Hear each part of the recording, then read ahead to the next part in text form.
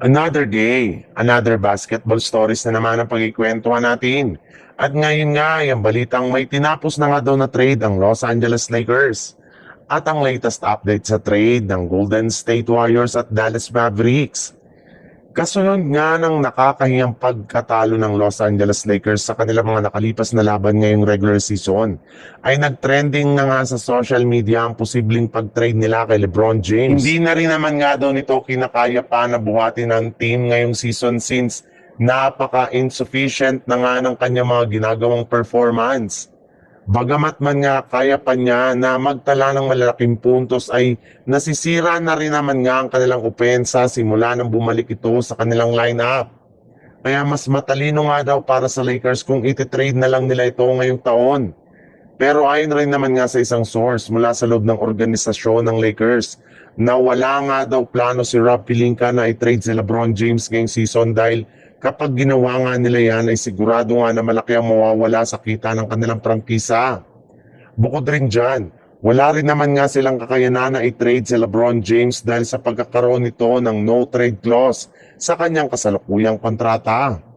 Meaning, hindi nga nila ito basta-basta iti-trade sa ibang mga team kung hindi nila mapapayagan na i-waive ang kanyang no-trade clause. Sa ibang balita naman, napakadali nga na kumalat sa social media ang balita na una na nga daw na nag-initiate ang Dallas Mavericks na i-offer sa Golden State Warriors si Anthony Davis para sa isang blockbuster trade ng nagdaang araw.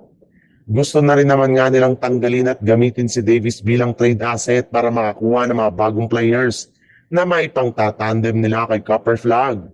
Pero kahit man nga sila ang unang nakipag-usap sa Golden State Warriors, ay hindi pa rin naman nga magiging madali na maisakatuparan ng kanilang magiging deal since nagkakaroon pa nga sila dito ng hindi pagkakasunduan.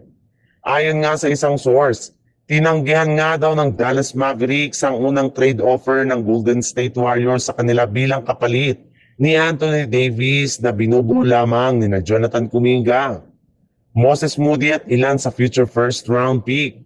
Kaya dahil nga sa nangyari ay magkakaroon na naman nga sila ng panibagong negosasyon sa mga susunod na linggo.